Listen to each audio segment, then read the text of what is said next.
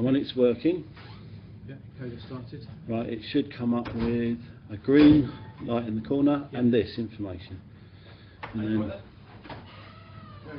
yes, so sorry. This is the other one. Oh, it's alright. The other one. But it's killed. Okay, alright, Gary. okay, no worries. Thank you.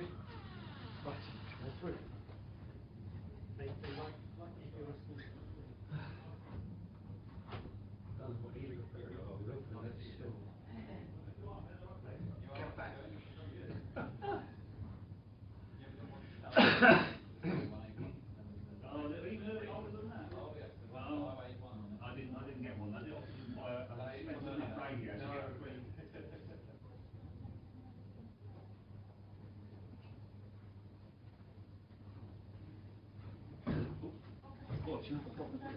I've been in school.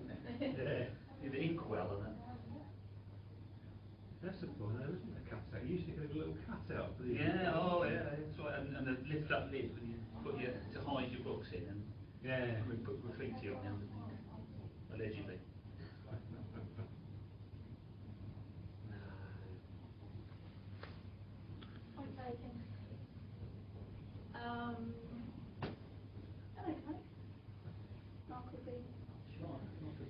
Huge audience.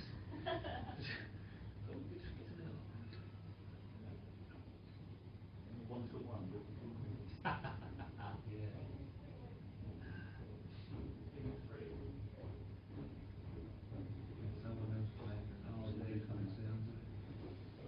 Nice.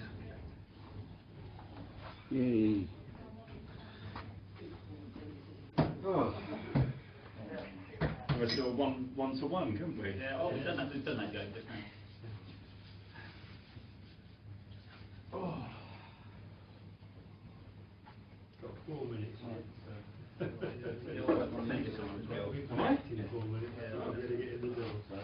I don't know, it's a hobby and everyone still sits at the back. It's the best place. Live on the internet, that main camera. I'll sit at the front and blame to get a better view anyway. You'd have to see it. Contrary to popular belief, it's the ones at the front that don't get seen when they fall asleep because the talkers and the big people at the back row.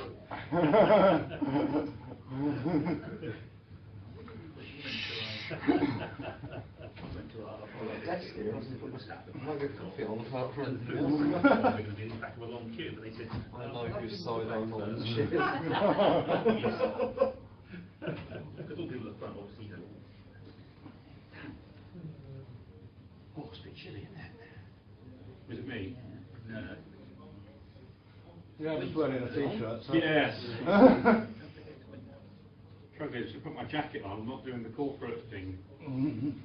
Well, No, you need to design a corporate jacket. Well, yeah, I should have bought that. Cause I do have one of those. Ah. Oh, sorry. There you go, sir. Another few minutes.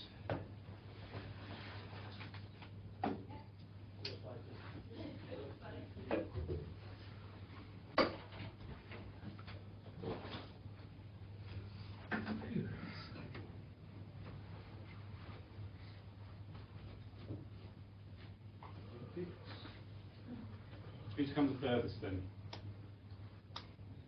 Oh no, is it a competition? Is there a prize? Or Yeah, you get a Kenwood cap for the furthest travel.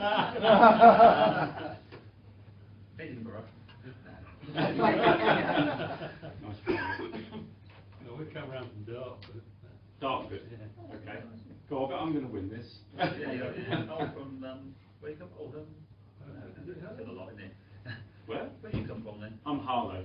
Oh, But Dartford's probably, yeah, Dartford's the winner so far then. You're from Worthing on the south coast. Worthing, okay. You came out 57 miles. 57 for you. Oh. 60. Oh, Yeah. The competitive spirit's starting to kick in now. Wolverhampton, Mark. Wolverhampton? Yeah. Yeah, up at 7 o'clock this morning just to come and listen to you. Oh my goodness. Fresh You better be good. Would have had a whiskey before I came here.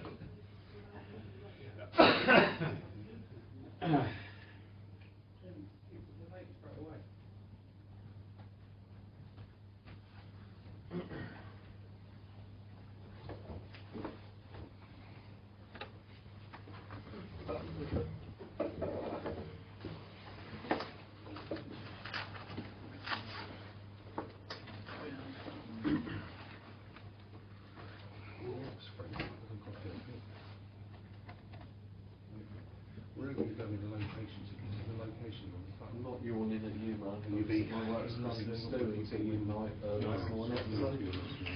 Get your location. Is it heavy night? No, I just stay sober because I really drove up here this morning. Yeah.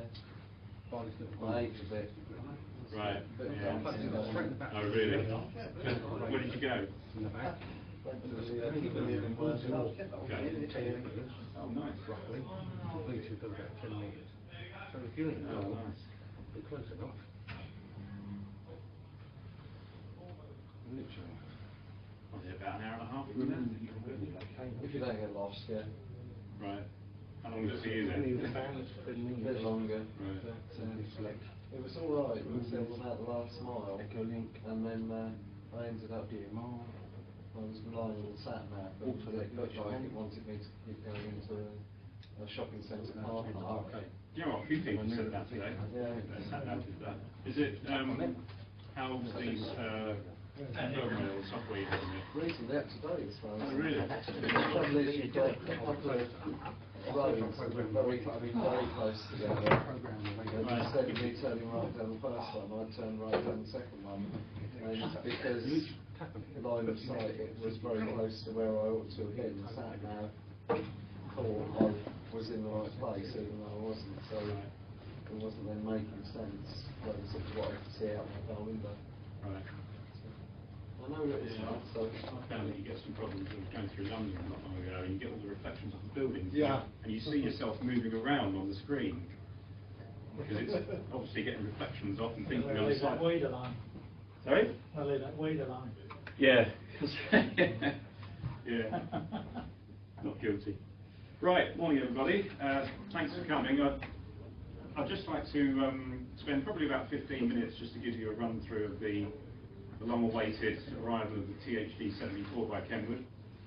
My name's Mark and I'm the sales manager at Kenwood UK, and I've been looking forward to this product for about a year or so since I found out we were developing this, and was very surprised initially to hear that the radio would be equipped with D-Star, which up until this point had been traditionally more of an ICOM feature.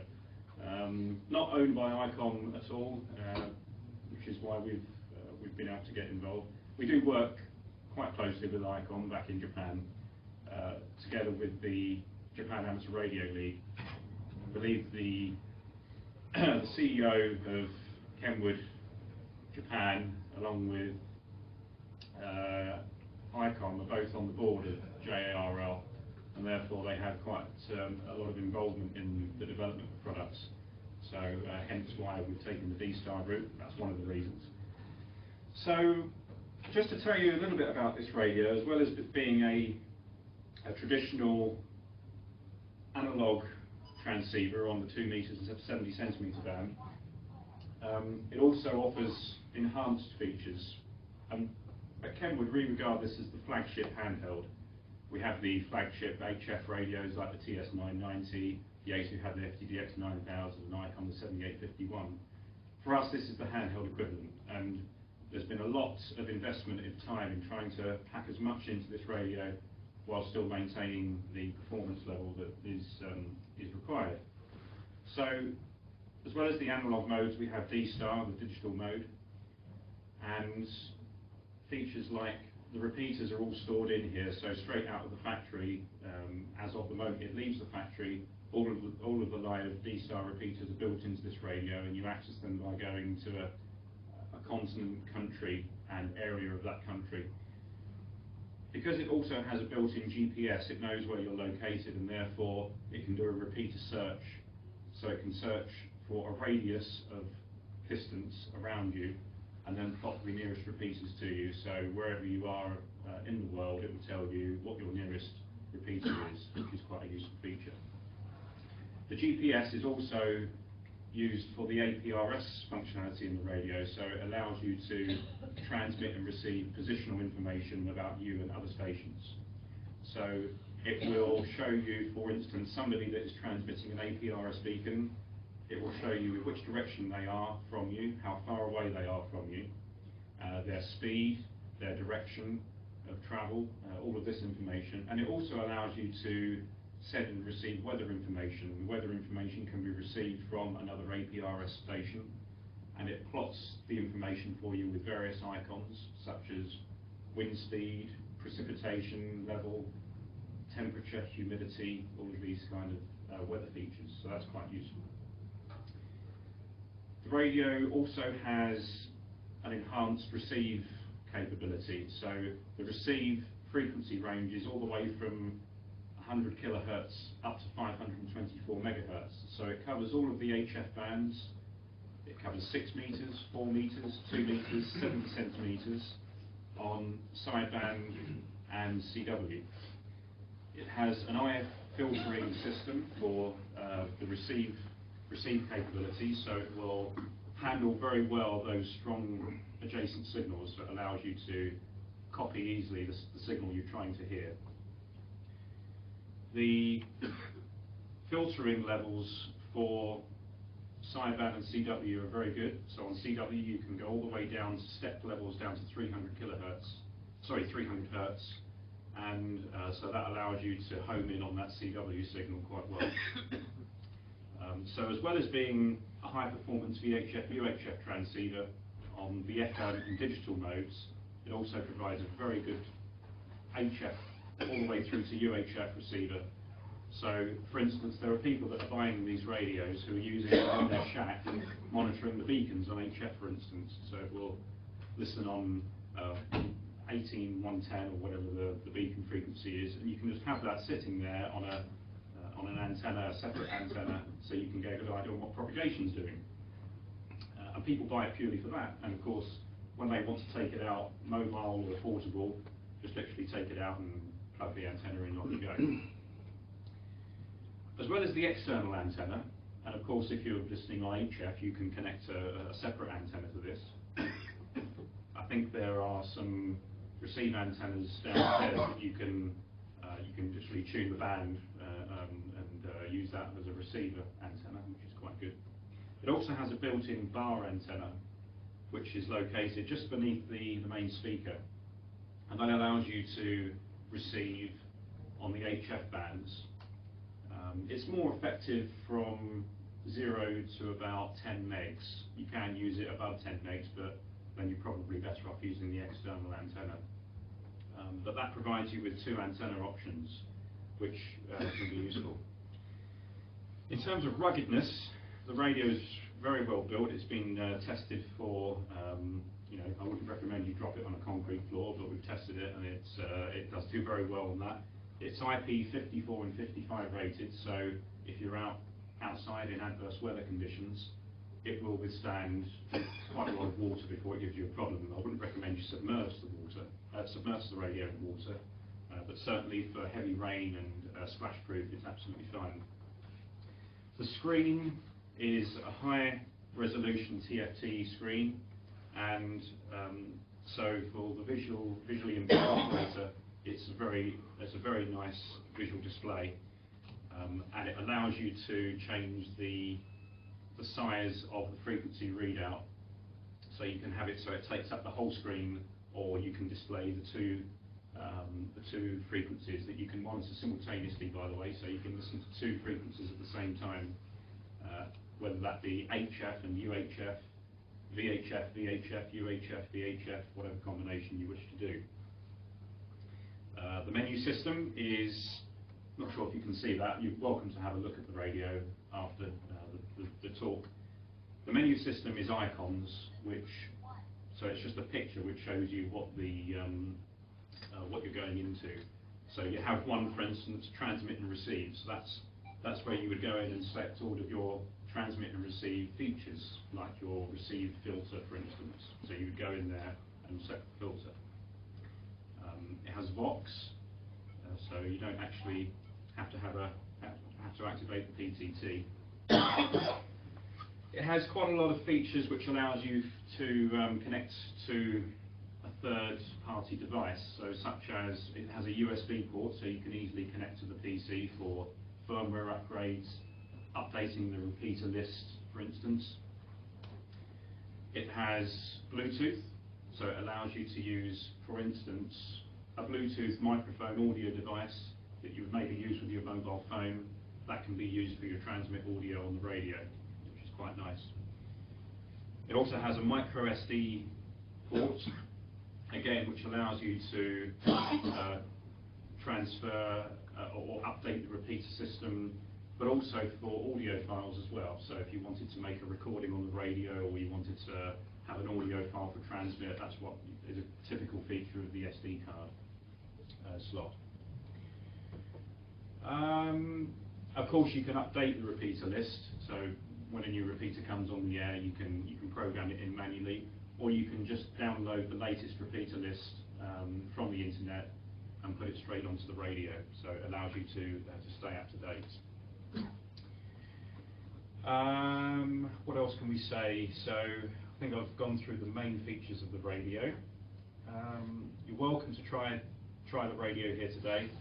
We have a large batch coming in this month. We've had a bit of a backlog on them, if I'm honest. The radio's been more popular than even more popular than we anticipated. So we've got 2 deliveries happening this month, which should satisfy Christmas, hopefully. The radio retails for $5.99, and it's a consistent price across all of our UK dealer network. We've been able to facilitate the stabilising of that price. Initially, I'll be honest, I saw the price and thought, oh, goodness me, that's a little bit pricey for a handheld, and that's what people were telling me. And then when the spec of the radio came out and the features were understood and I was able to try it out, actually it's quite remarkably cheap for what you get, because if you think about what you would maybe spend on a scanner, a high-performance scanner, for instance, or a general receiver, and then in addition to that, you're getting the transmitter and the APRS and the D-Star and all of the other features that I've just mentioned. Actually, it's pretty good value for money, and the audio quality on it is what you would expect from a Kenwood product. We've always put a lot of effort into the audio side of things on our transceivers, and that's been the case for almost since we started the business some 70 years ago. So that's pretty much what I wanted to say today. That's taken us into 15 minutes. I'll take a little bit of time for questions if you have any. But like I said, we've got some brochures here today if you'd like to take one away, and that runs through what I've have said to you today, and also a little bit more detail. But if there are any questions, I'll take those now. Otherwise, can I get some food, I guess. Transmit, was it 270? 277s on transmit, yeah. What's the output? 5? Up to 5 watts, so it has 4 power levels, up to 5 watts, yeah. It has an economy low output level, which I believe is 150 milliwatts, if I'm right. And the barrier lasts time. The battery's very good. It's actually 50 milliwatts, the lowest power setting. So for close-in comms, it's very good. A lot of people are connecting up to a dongle, which they have, a D-Star dongle, which allows them to give them coverage over their house. So like a little 70 cents transmitter that allows you to use this on, if you haven't got a local D-Star repeater, you can use it through your home system onto your PC, and then it gives you coverage for your property a little bit down the street, so that's quite a useful thing that people are doing. Yeah, 50 milliwatts, half a watt, 2 watts and 5 watts on the transmitter. I've got some here to sell with that. I'm going here. No, we've got some coming in about a week and a half. Today. Not today, no, afraid not, because we've just been bombarded. I've got a huge backlog of demos. My only demo, I'm afraid. I'll give you 400. Oh, yeah, I wish I could, but no, it's not a huge amount of time to wait, a couple of weeks and they'll be coming in. So, yeah. They come down and you get guys like you come down and say all this and that, and then you go think, I don't want one of them, and they haven't got it. Yeah. And so it happens all the time. Yeah, well, it's kind of a good sign, really, I suppose. It's good for me and bad for me, because I've sold them all, and yet I haven't got any to sell. But no, it's a couple of weeks and they'll be here. Yeah. It's just in time for Christmas. It's just the popularity of it, which I hold my hands up and say was underestimated. Yeah. You know, it's very difficult to judge the market until you actually release the product. And then, of course, well, we have a 3-month. We have to do a 3-month planning on production. So if I want to put the numbers up on production, I can only affect 3 months ahead, or 3 months down the line. You know? So it's not the easiest forecast to make, especially on a new product. No, they're coming. So the purpose of today is to try and explain a little bit about the radio as it's new, and answer any questions there may be about it.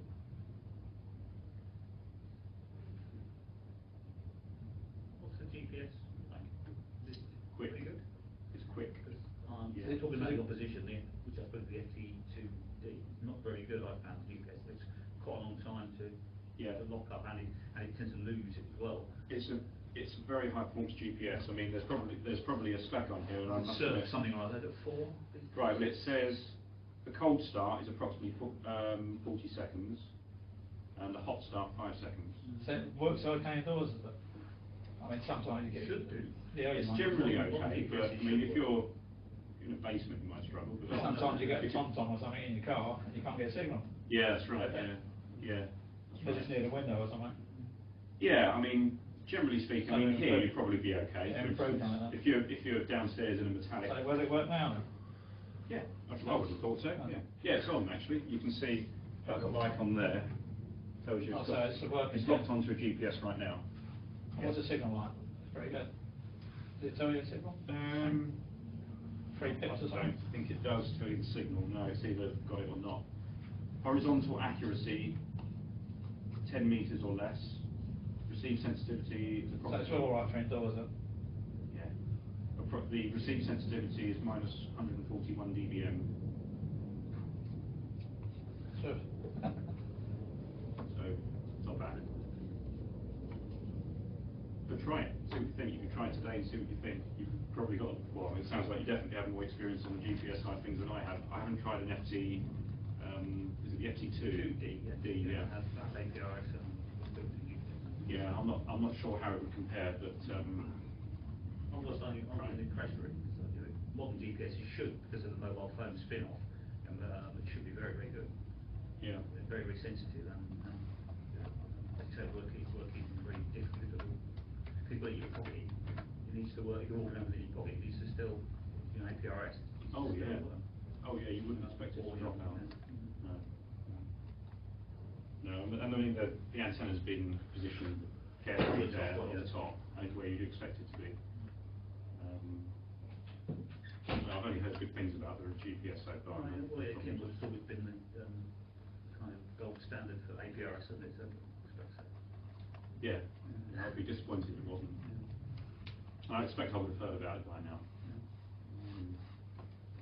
But yeah, feel free to try it. It's here today. Everyone ready for a hog roast?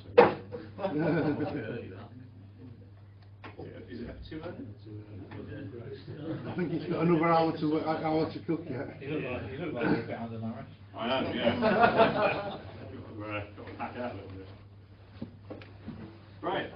Thank you very much, everyone. Have a great day.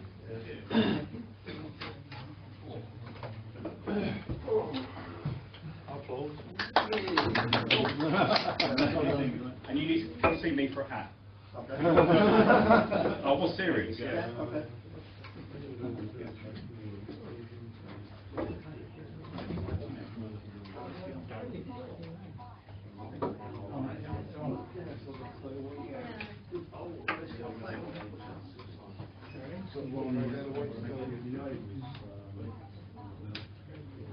Coming up.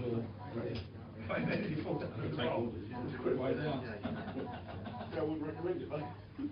Yeah, guys, if you want to place an order today, you can. Okay? Just to let you know. Anyone who wants a brochure, Discount prices. feel free. Well, you can always try, can't you?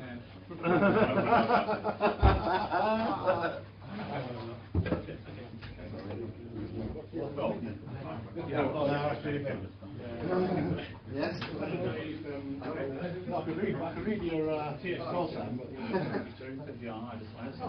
got one of these more modern ones rather than the proper one that starts with the letter G. half a mile down the road before Oh, we come. nice to meet you. Well, even holding it out.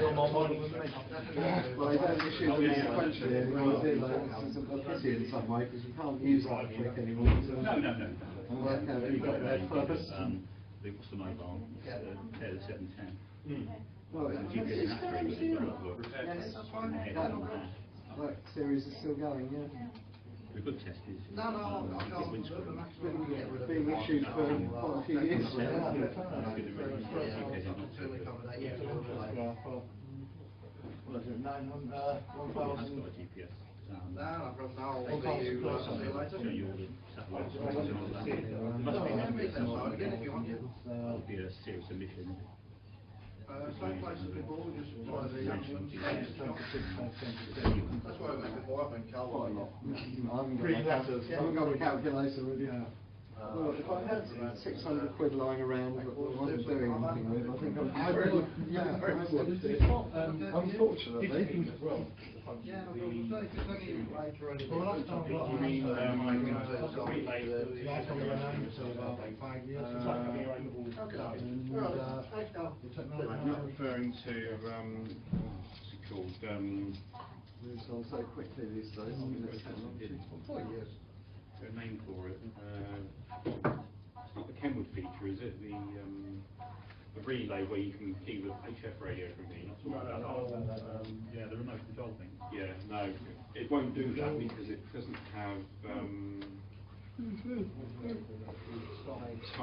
Yeah. So what camera do they actually use in here? A Samsung Galaxy. Okay.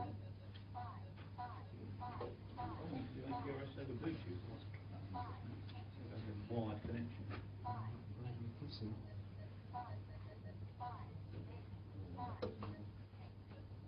That doesn't work around the D-Star that becomes exclusively Icon. No, It's been released. yeah, it's just that Icon have chosen to go down that route. They don't own D-Star or anything like that. Because it is up to now, it's been the only. That's right. We Yeah. made a big feature of it, didn't we, as well? We made a big feature of the,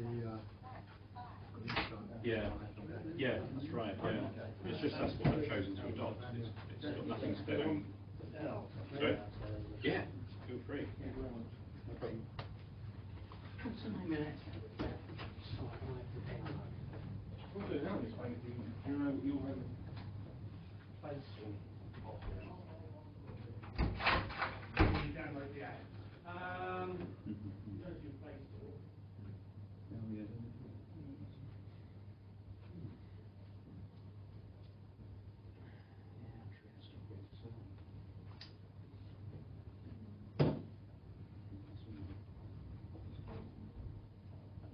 Just the front of they've got a tough, the front of the screen is that kind of tough glass kind of thing, Yeah. so it's not like thin foam.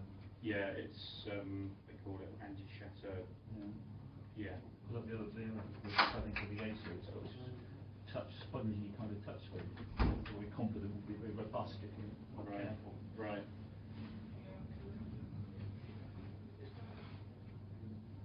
Sort of chunky, isn't it? Maybe Nice. It's got a nice size to it. Yeah. 72 was. It doesn't You know, feel it's something you can grab hold flimsy, of. does it? Yeah, I like that. So I've got an E90, but it's too small. Right. Right. It's interesting, isn't it? A lot of people say, I want the smallest you can get, but then when it comes to it, people actually like something to grab hold of. Well, I got the E90 for the 4 metre, so Yeah. I cannot think of it, I give us a 4 metre. Right. Yeah, it's one of those bands, isn't it?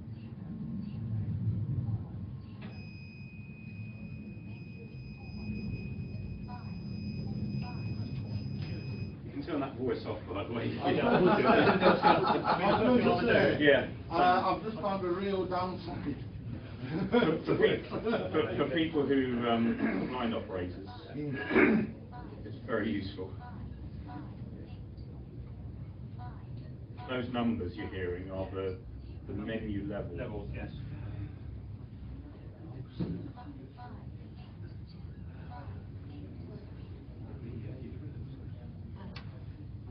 I think it's got to be the only radio in the box as well, or the only handheld. Oh, yeah, not something I don't know how useful it would be on handheld. well, no, because it would just keep tripping by all It was always around. It's generally a fairly noisy environment. Yeah, or you just cough or something. Yeah, that's right. You can take the next one. Do you want me to come back after?